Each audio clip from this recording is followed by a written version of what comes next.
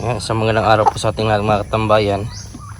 Bali ngayong araw pong ito meron tayong transaction po sa Jensan City. At dadalhin po natin yung isang tandang natin, ibibenta po natin. At unang-una ko po talagang pinapakain pag nag-travel tayo ng manok ay yung ating broiler phoenix, may anti-stress factor. Tamang-tama sa ating mga alaga na bibiyahin na hindi ma-stress po sila dahil sa pagbigay po natin ng pagkain po na may anti-stress factor. So yan yung kagandahan sa papakain ng broiler phoenix. Mabilis lang lumaki ang ating mga alaga, lalo na kung pangkarne yung pag-usapan. Ipais muna natin yung isa nating dungtaw katambayan kasi kinulang po tayo ng babae. Bibili na tayo ulit kay Sir Peter once na pwede na tayong makabili po ng mga ganito doon sa kanyang manukan. Isa po to sa dadalhin po natin sa Jensan. Hapon nga bago tayo tumuloy sa ating transaction ay dumaan muna tayo sa Banyard Agribit Supply po sa Jensan City sa palengke para bumili po ng ating feeds po na ating pinagkakatiwalaan dito sa ating manukan, gaya po ng Pilmico. Ayan, sa ating mga alaga po yan. Tamang tama po. Yan katambayan, binili yung ating yung dito, breeze. Yung tumatawang manok. So ito yung mga customer natin galing galing tawag ito galing Tagum City, nagbabalik. Yan na po yung ating katambayan. So nandun yung mga kaibigan natin. Yung ating dungtaw ipapadala pa natin doon sa Tagum City. Kaibigan din na po natin. Yan yung isa natin isa natin na papadala din. Bibilhin nila yung mga napak natin ng mga manok. Bardraft po ako Tan. Mahogany BPR. Mahogany BPR. Nakuha ko yaw, duplication Kaya na ko isang tanya boss. Crossbreed ni siya. Ang baba ni mahogany. So yan mga katambayan, bayad. Bali, yung dungtaw is na lang 850 kasi na short sila sir. Thank you. Salamat sa hato pagkapila to. Wala na. Makalimtan niya. Mili din sila dito ng dungtaw katambayan. Dagdag. Booster.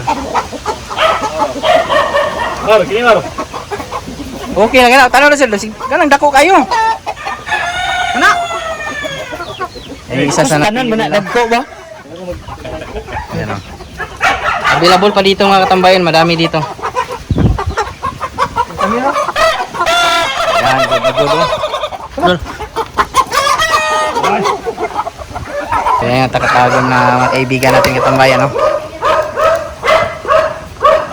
dalawa natin na tawag na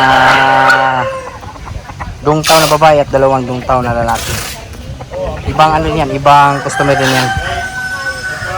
So ito na lahat yung mga binili na sa ating katambayan dalawang customer ito, yung isa sa takatagom din na kaibigan natin si Sir Manalata. At yan. Salamat kay Sir. Kisa itong kalimot ko pangalan ni Sir Raimundo. Sir Raimundo day, Sagon. Perosilio. Perosilio yan. Sila ma'am. Salamat. Balik customer. Balik. Yan, salamat kay Sir. Yan po lahat yung kinuha nila sa atin Kasama yan dyan kay Pulumulo Kitib Chicken. Napakadami po. Sir, salamat sa inyo Sir. Thank you. Sir, salamat. Sa ulitin.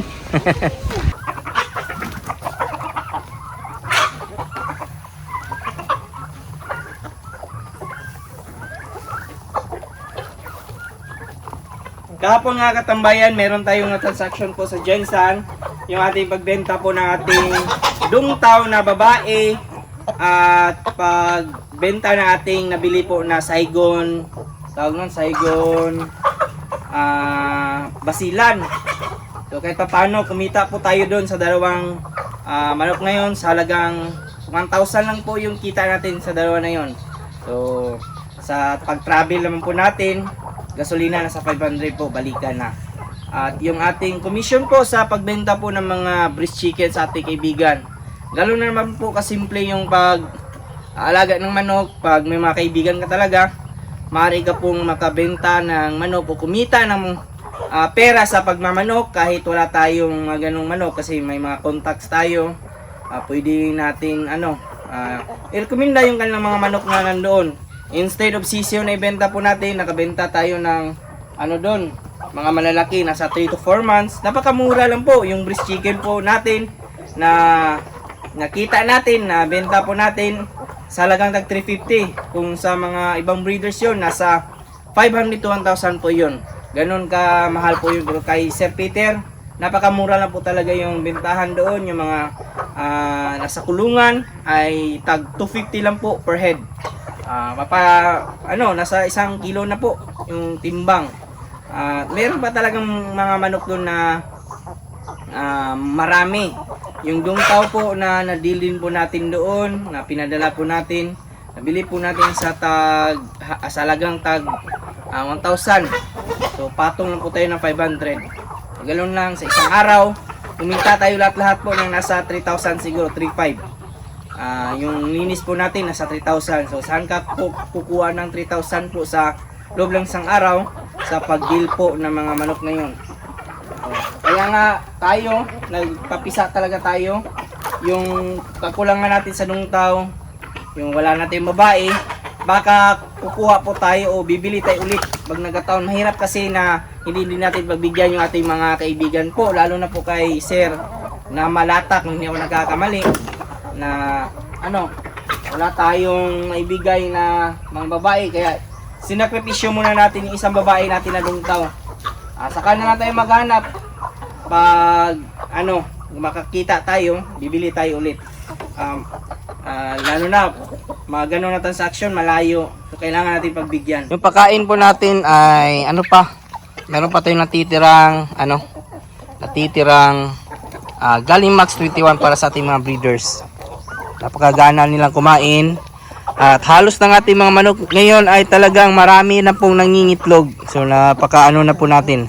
Napakaswerte na po natin kasi nagpapakasta na yung ibang mga native natin. Ibig sabihin, pwede na natin silang mapagpirahan. Kahit sa pag-alaga ng manok po, hindi naman na importante na kung anong meron na manok tayo. Kumbaga, kahit native po, pwede natin yung pagkakitaan. Wala namang problema kung umpisa tayo sa native. Ako nga, nag-umpisa po ko sa native hanggang nakabili tayo ng mga heritage chickens at pa-upgrade tayo, nakakabili tayo ng dungtaw na kaya na sa ating bulsa. Yung dungtaw naman po, mahal po yun sa iba. Yung atin, nabili po natin sa 1,000 per head. Ganun lang. Bili tayo ng breeze, mga ganun. Hanggang kumita tayo, pa-upgrade tayo sa ating mga alaga. Ganun lang naman yung ating diskarte po dito. Hindi po bagsakan. Dinidepende natin yung ating pag-alaga sa manok sa ating budget. Kung magkano yung budget natin, yun yung iba-budget po natin sa pag-umpisa. Kahit yung pabo nga natin ay bumili tayo, mura lang. Kumbaga kung saan tayo makamura, doon tayo bumili. Ganun kasimple yung ating pag-aalaga. Makakapera ka talaga sa pag-aalaga ng manok o kahit anong hayop.